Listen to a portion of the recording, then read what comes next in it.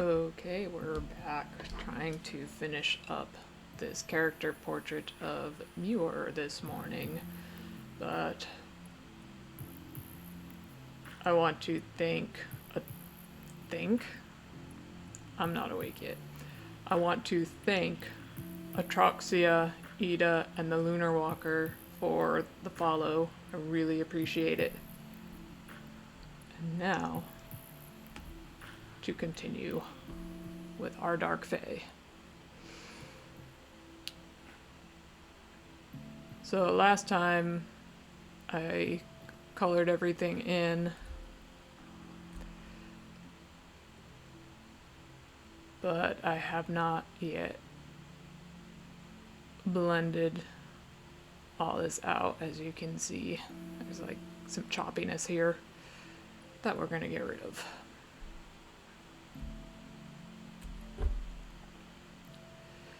So Muir is new to the cast of characters. His first appearance is in Under the Killing Moon, which is the second book in my Order of Cerberus series.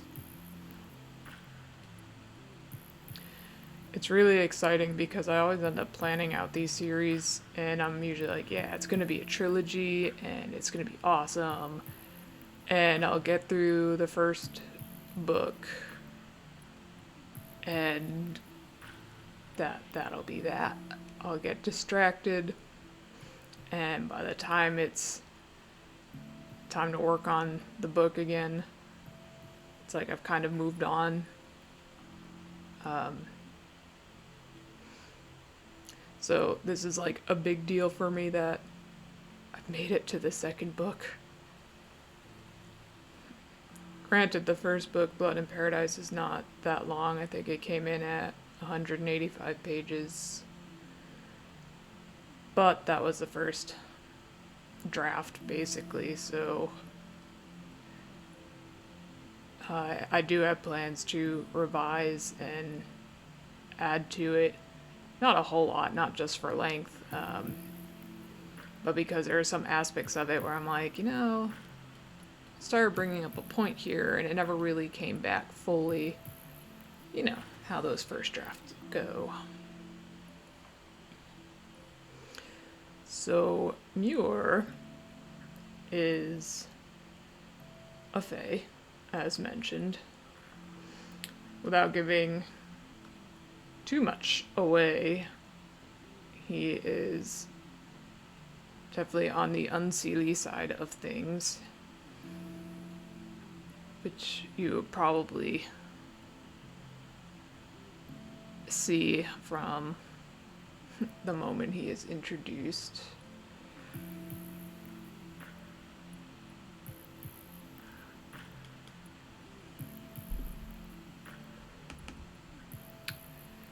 And I imagine his motivations might seem confusing at first. If anything, it just might seem like he's there to confuse poor Henry, the way too innocent to be a vampire.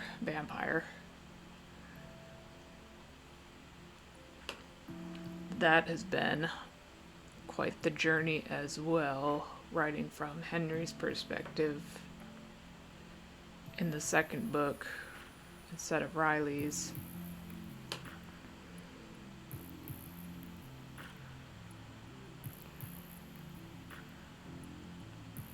Henry has this melancholy about him that can be difficult to write.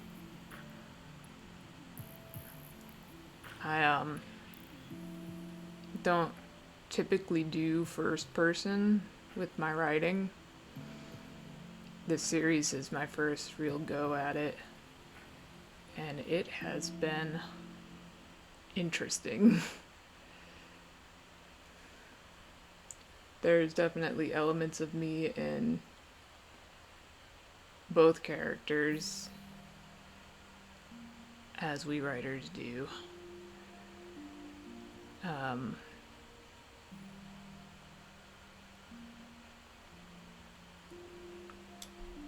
which is great because there's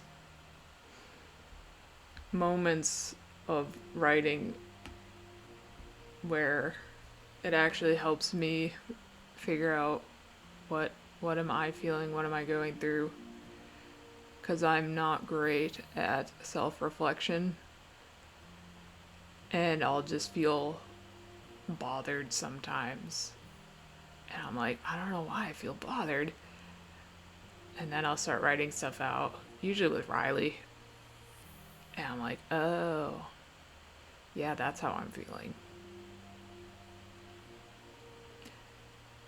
Except in order to keep this from just being like a journal, I have to go in and determine, well, does this fit the story too?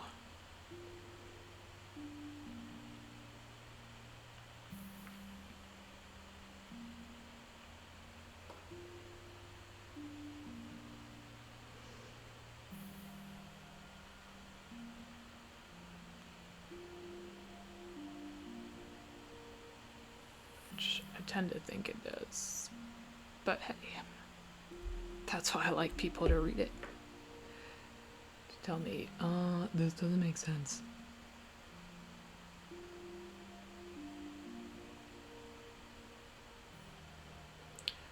That was something I made note of yesterday. The Lunar Walker, who is amazing, had commented on one of my chapters from Blood in Paradise, mentioning how the story like really came together, which is awesome to know, because sometimes I forget, well, my knowledge of these characters is based on knowing the end game of this story. So I'm worried that sometimes I can write things out with, you know, that extra information that a reader wouldn't have yet, and that it'll just be really confusing. Like, wait, what? What is going on?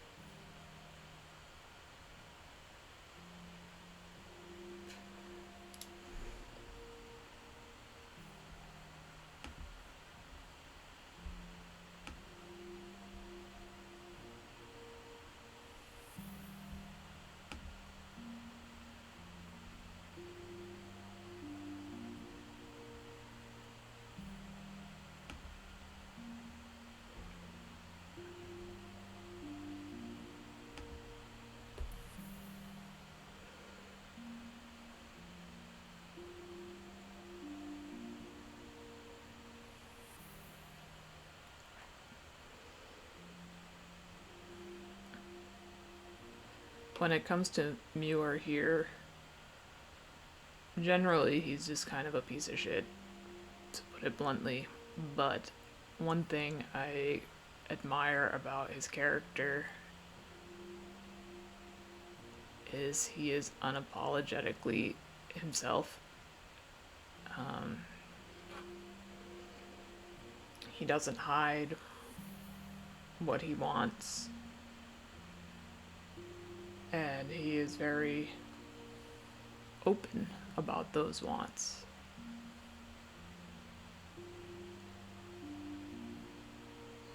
He just also happens to be a deceitful little bastard.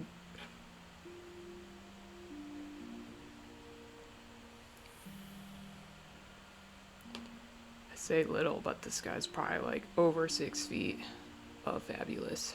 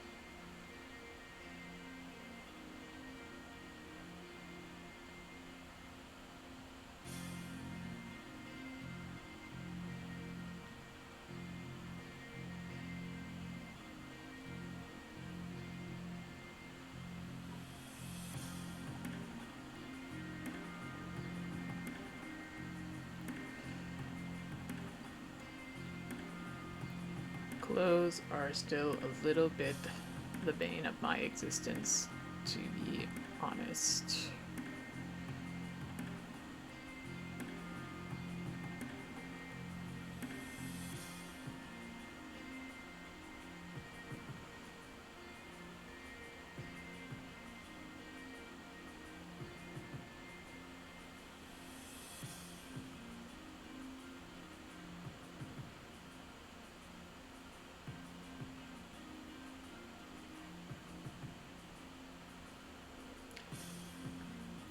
It might be their texture and the shading that I just have some trouble with.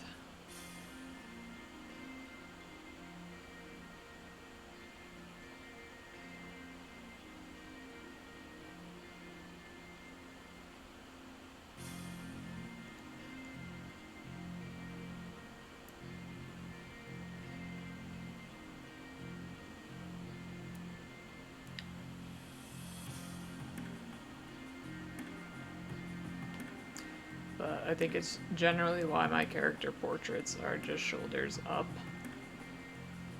It's because I'm not ready to tackle the mammoth that is clothing. But in the other picture I'm working on, which I'll be streaming after lunch today, it's like full body, 2 people.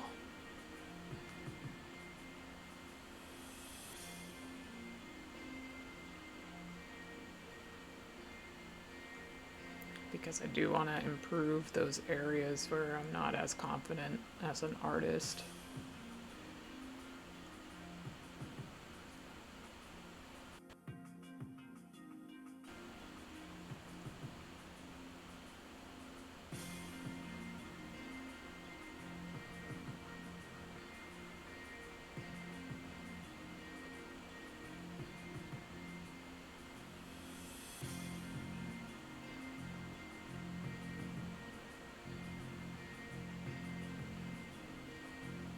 I see Muir as usually wearing bold and rich colors.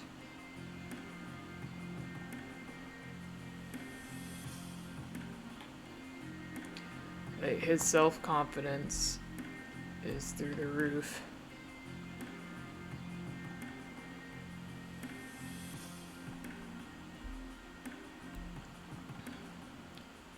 So he definitely wants to be the center of attention. But the first thing you notice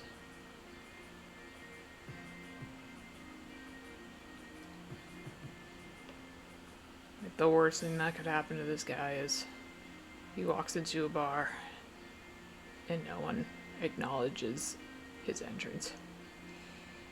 It'd be a tragedy.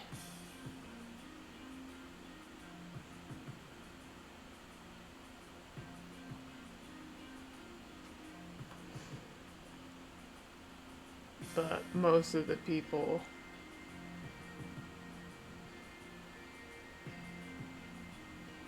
in the market are aware of his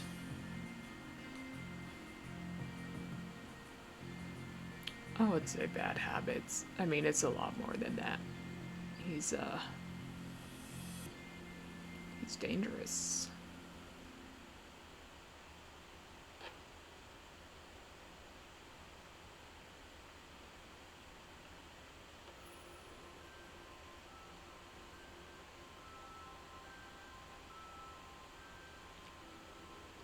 So most people tend to stay away from him.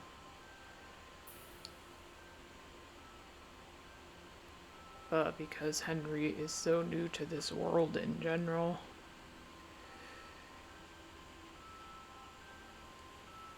he's kind of a little more forgiving.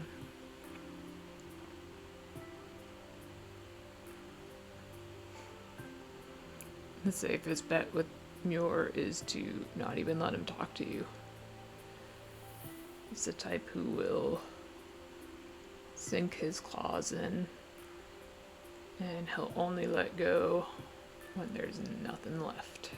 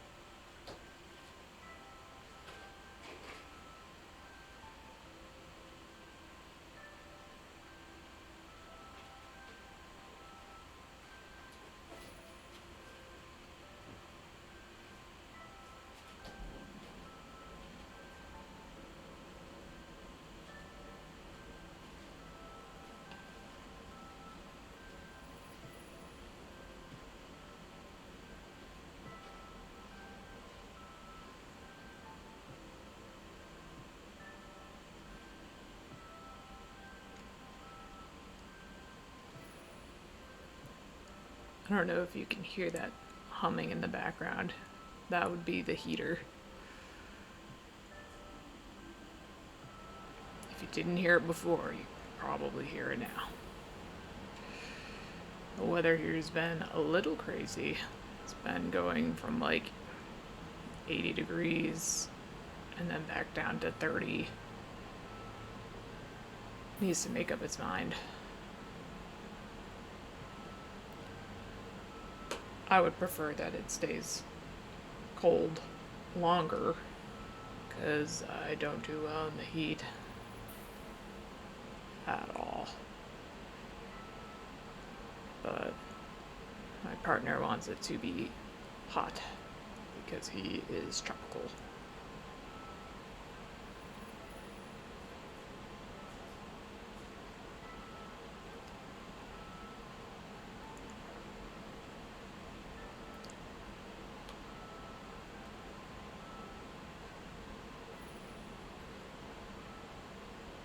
I feel like Muir would be on my side with that one, though.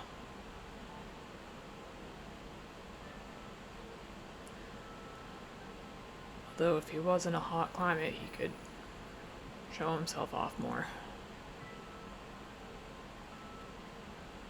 I want to talk about an exhibitionist. This guy.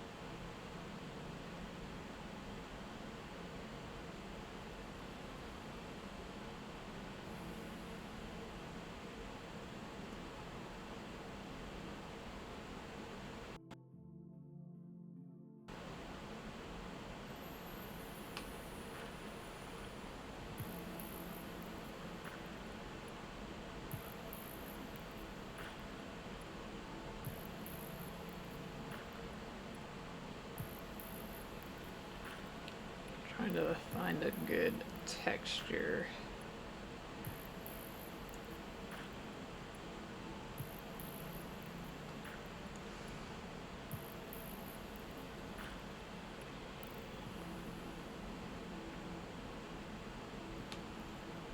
Nah. Maybe this one though. No.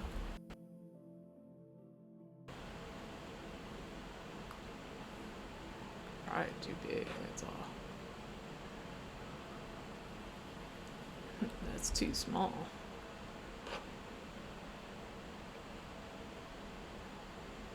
That is just right.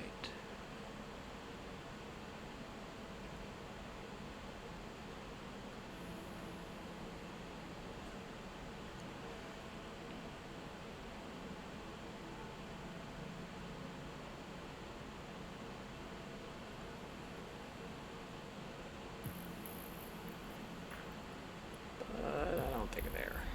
Just on the collar there. Let's see what else we got.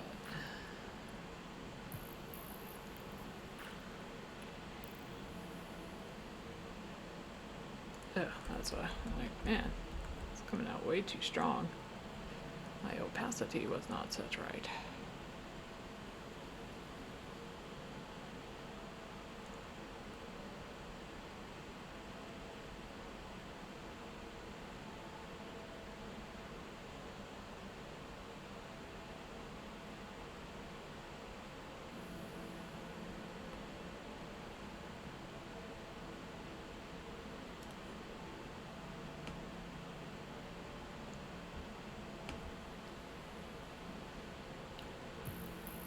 Sometimes my Huon tablet gets a little laggy, like right now.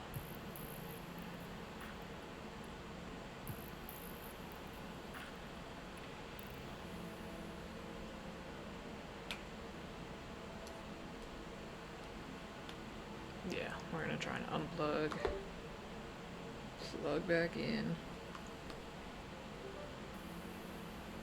Yes, there we go.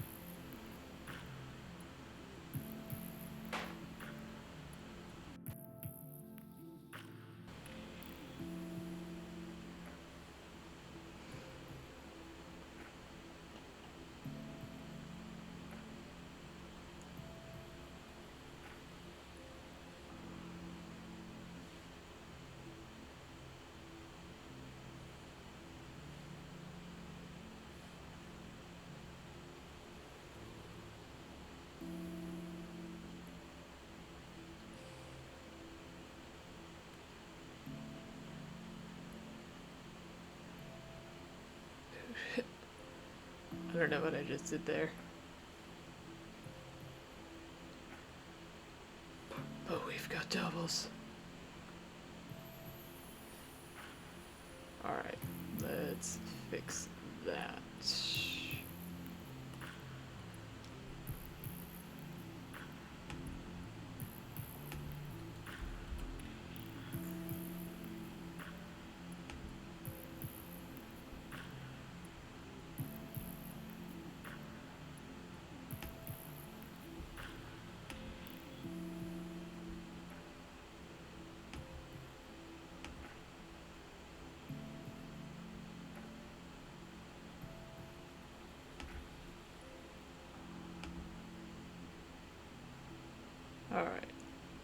No, but double trouble there. That was weird. How to show you're still not entirely used to Krita without words.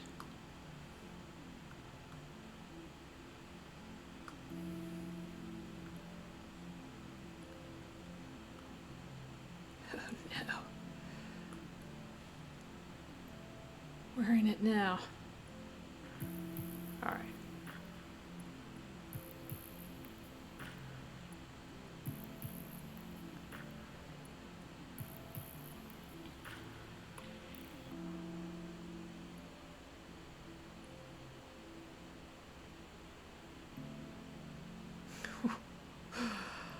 Oh man. Alright.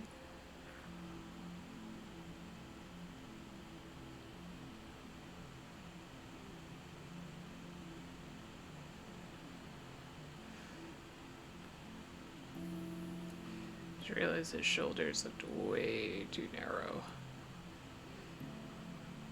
He is pretty willowy. Like really tall and thin. But he's not that slight of build.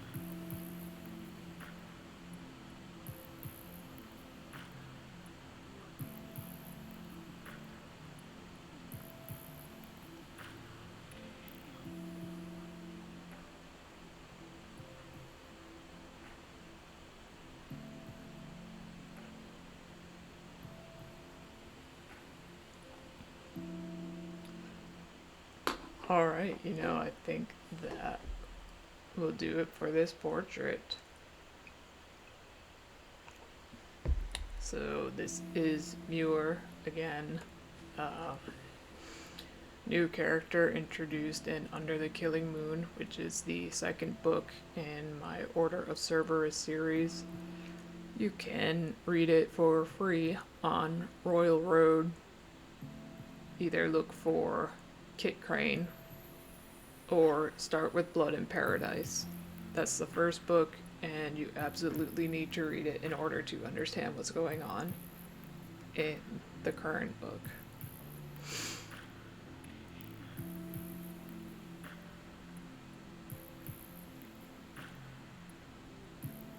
So I will be back to stream the other picture I've been working on, and I'll be back at 12 Eastern Standard Time. That picture is also related to the book series. That's where most of my art inspiration is coming from. And I'm hoping it will help me improve as an artist, because I want to do more than just the portraits. I'd like to start doing backgrounds. Backgrounds have always really intimidated me, but hey, never get better if you don't practice, right? So, anyway, I hope you enjoyed and that you got to chill out, relax, and hopefully find your next favorite book series. Alright, so I'll be back later.